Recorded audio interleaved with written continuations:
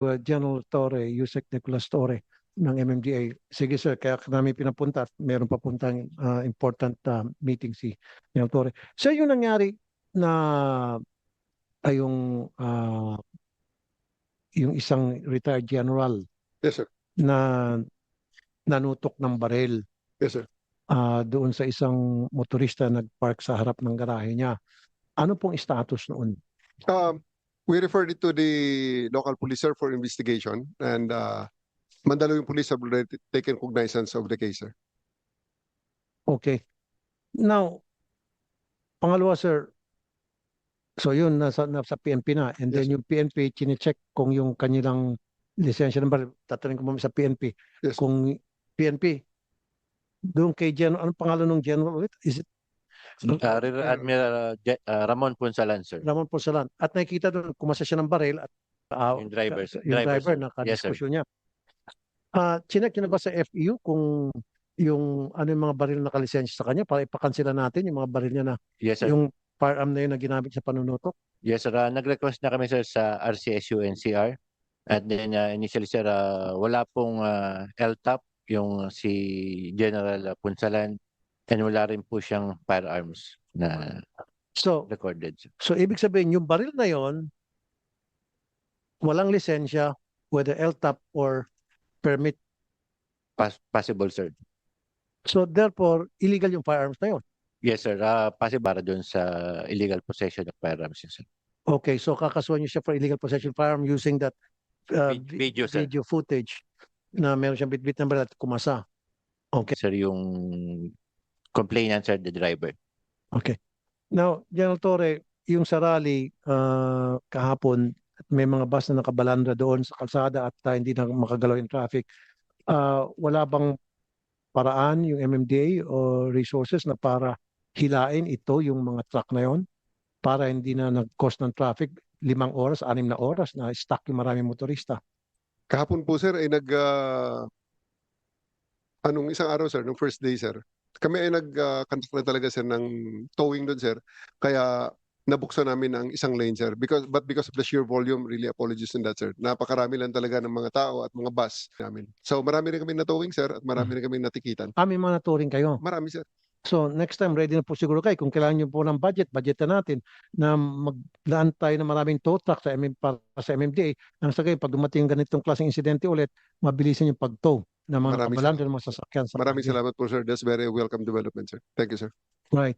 And then, last na naman po sa inyo, yung mga sasakyan na mga nakapark na yung mga tawag nito, yung mga kalsada, yung mga lalaking kalsada na dinadaanan ng mga sasakyan. I commend one of your staff. Sino yung tao niya ng nanidikip na helmet, ha? Si Gabriel Go. Yes, sir. Sabi mo sa kanya, continue yung ginagawa niya na Yes, sir. nagkakaroon siya ng clearing operation na yung mga nagpa-park sa mga tabi-tabi na nakakaharang at nakaka-cause ng traffic.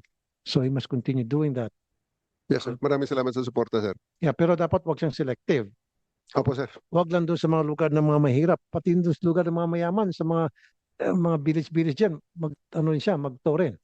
The last time, sir, may sports car na sir, nakuha at may Very good. kotse rin, sir, ng artista rin, sir, mga artista rin, sir. May mga Kahit kasama na rin, artista sir. siya, anong pakialam natin? Yes, sir. Para patas. May Lamborghini, sir, last time na nakuha, sir. Okay lang. Ferrari, Yes, sir. Lamborghini, pag nagreklamo, sumbong niyo sa akin. Yes, sir. Para makita ng taong bayan na patas tayo. Maraming salamat. sa Magandang suporta, ginagawa ni Mr. Gabriel Go, and Yes, sir. I commend him for doing that. sir. Thank you, sir. Thank you, General Torre. Okay na. Sir, maraming salamat po, sir. Thank you for coming, General Torre, sir. Maraming salamat po, sir. Thank you po.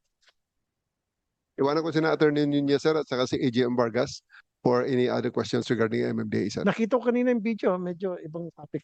May kamukha ka pala. Meron, sir. Akala ko, pagpasok ka niya, akala ko ikaw yun. Ay, si General Torre pala, joke yun. Ikaw mismo sabi, kamukha mo, sir. Hindi, nagpapatawa na ako kasi. Except din sa NCAP, lahat, sir, ng kamukha ko, sir. Except din sa NCAP, sir, lahat ng kamukha ko. But then, General Thank you, Torre, you're doing a Thank you, good sir. job sa MMDA. Maraming salamat po, sir. Thank you, General Yes, sir. Torre, sir. Thank you. Okay. Now, sa PNP naman. Pwede ba natin, total, nandito na nila, mamaya na yung sa ano, yung, yes, sir. Yes, sir. Total, pinag-usapan natin yung rally. Pwede natin pakita yung video? Yung sa isang TNVS.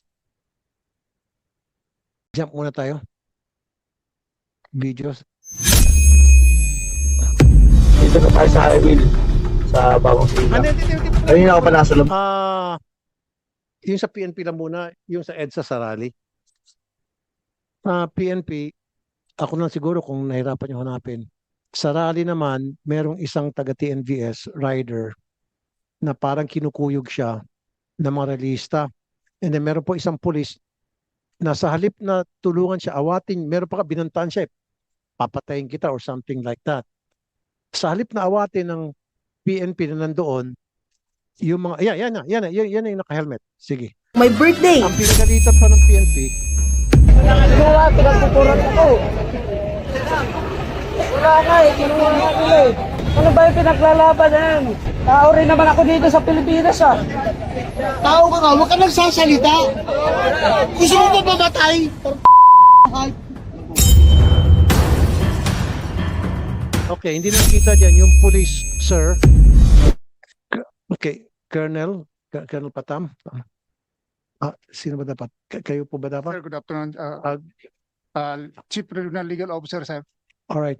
Yung pulis nyo doon, sa halip na awatin yung mga nangaharas na relista doon sa taga-TNVS, yung rider. Ang rider pang pinagalitan. Ba't ganon? Wala pang training yung mga pulis ninyo how to handle a situation like that? Actually, sir, palagi naman natin sila na-advisean. Pero in this case, sir, tinawagan ko ng QC kanina, sir, para maimbisigahan. Gusto ko yung pulis na yon isa lang siya sa retraining. At We will try to recommend. pagalitan siya. Kasi mali yun eh. Yung tao, overwhelmed na siya ng mga realista and then sinisigawan siya, kinuha yung susi niya at yung isa pa doon, binantan siyang papatayin. Tapos ngayon siya pa yung pagagalitan ng pulis. Ang sakit noon. So sino yung pulis na yon? And I want that policeman identified and isalang siya sa retraining program. And all your policemen, pagdating sa mga rally, they should be well trained kung paano mag-handle ng mga sitwasyon if something like that arises again. Yes, sir. Pinapaimbisigahan na namin, sir, ang identity ng police at saka yung identity ng pagbigay ng pagbanta. Nakuha ba yung susi? Nabalik yung susi doon sa Pero Rider? information, sir, na binigay sa akin ni Comsec, sir, hindi pa natin na-verify. So yung tao, hindi nyo identified kung sino. Pa-identify pa lang natin, sir. Papaimbisigahan na natin. Okay, sige. Yun lang sir, gusto ko ma-train yung inyong mga personnel pagdating sa mga rally-rally kung paano sila mag-handle ng crowd control, pag may nagwawala, di ba? Yes, sir. We will try to retrain our police officers. Thank you, sir.